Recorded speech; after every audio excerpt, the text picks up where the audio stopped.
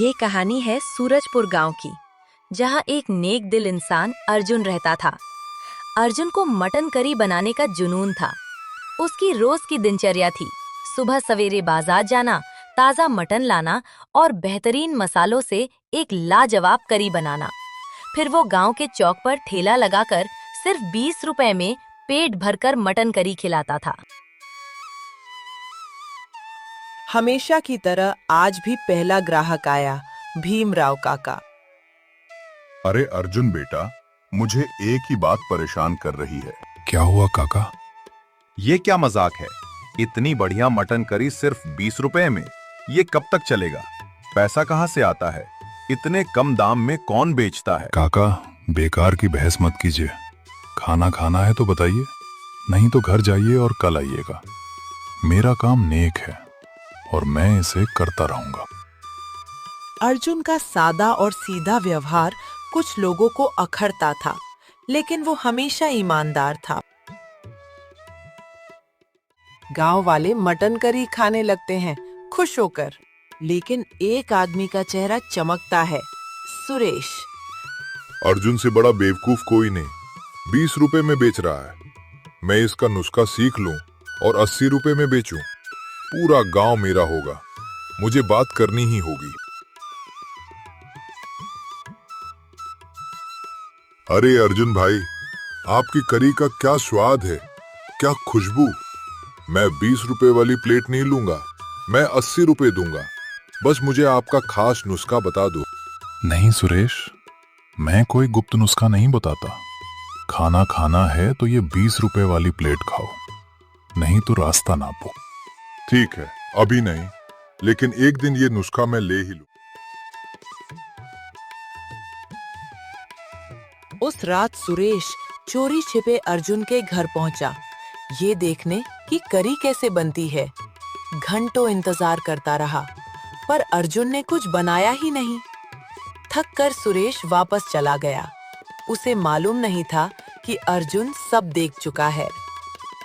अर्जुन ठेला लगाता है, पर आज कोई नहीं आता। आज ये क्या हो गया? कोई ग्राहक नहीं। तभी सुरेश आता है। अर्जुन भाई, कल मैं आपके घर आ जाऊं, मुझे मटन करी बनाना सिखा दोगे? हाँ बिल्कुल, लेकिन एक शर्त है। तुम भी गांव वालों को 20 रुपए में पेट भर खिलाना। क्या? 20 रुपए में? मैं इतना नुकसान क्यों करूं? छोड़ो, मैं कल आता हूं, देख लेंगे।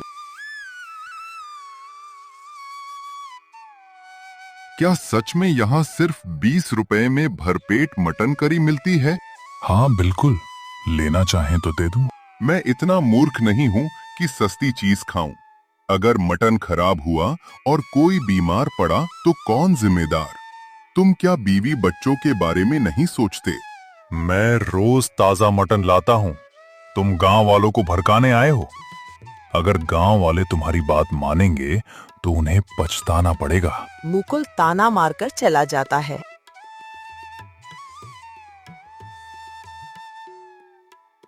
उस रात अर्जुन सोचता है, मैं अच्छा करता हूँ, फिर भी लोग शक करते हैं। दुनिया कैसी है, कैसे बताऊं इनको अपना राज।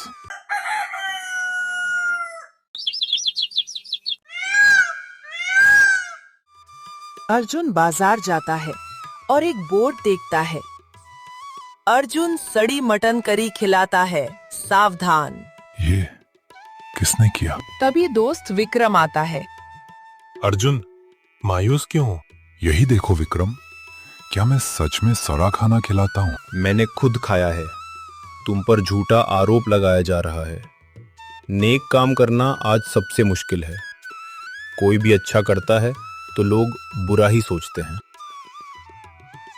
आज पूरी मटन करी बनाऊंगा, चाहे कोई आए या ना आए। वो पूरी करी बनाता है और ठेला लगाता है, लेकिन कोई नहीं आता, केवल विक्रम खाता है। मैं तुम्हारे साथ हूँ। गांव वाले अफवाहों से डर गए हैं, अब कोई नहीं आएगा। वैसे भी करी खराब हो जाएगी, क्यों ना मुझे दे दो, मैं घर ले जाऊंगा। हाँ, ले जाओ विक्रम, इससे अच्छा क्या होगा। अर्जुन घर जाकर सो जाता है। अगली सुबह अर्जुन को बुलावा आता है। अर्जुन बेटा, आज मत बेचना। मुखिया को सब पता चल गया है। शाम को बैठक है। काका, मैं तो बेचूंगा। मुखिया चाहे रात को बुलाएं, मैं आज ही सच बता दूंगा। अर्जुन ठेला लगाता है। 2 आदमी आते हैं। अर्जुन, तुम्हें पंचायत ने बुलाया है। अर्जुन तुरंत चलता है।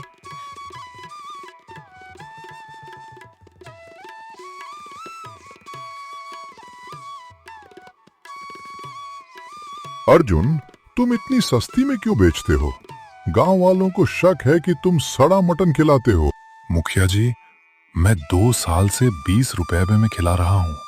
अगर कोई ये कह दे कि वो मेरी करी खाकर बीमार पड़ा है, तो मैं आज ही अपनी जमीन उसके नाम कर दूंगा। गांव वाले चौंक जाते हैं। फिर भी तुम 80 रुपए 100 रुपए की तरह महंगा क्यों नहीं बेचते? इतना सस्ता क्यों? गांव वाले। हाँ, आज राज खोलो। अर्जुन गहरी सांस लेता है। सुनो, 5 साल पहले मैं एक ढाबे पर काम करता था। मालिक बहुत लालची था। उसे अपने ही गलत कर्मों की सजा मिली। उसका परिवार मर गया। उसने मरने से पहले मुझे अपना सब कुछ सौंप दिया और कहा, इस धन से गरीबों को खाना खिलाना। जब तक पैसा खत्म ना हो जाए, अपने गांव मत लौटना। तब से मैं 2-3 गांव में 20 रुपए में भर पेट मटन करी खिलाता हूँ। जहां लोग शिकायत करते हैं, मैं वो गांव छोड़ देता हूँ। पूरे गांव में सन्नाटा छा जाता है। सुरेश शर्मिंदा होकर भाग जाता है, समेटता है। सूरजपुर वालों, मैं जा रहा हूं।